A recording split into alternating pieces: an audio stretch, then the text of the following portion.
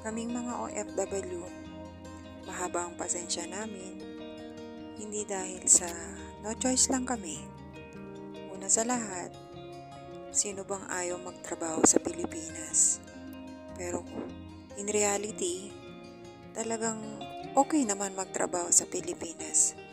Pero hindi ganun kalaki ang sahod at hindi sapat para sa pamilya. Kaya patuloy kaming nag-a-abroad para mas makaipon at mapaghandaan ang kinabukasan ng pamilya. Kaya sa mga minamaliit ang mga OFW, sa totoo lang, mas malaki ang ambag namin sa ating bansa. Kaya kung maganda man ang trabaho nyo sa Pinas, magpasalamat kayo.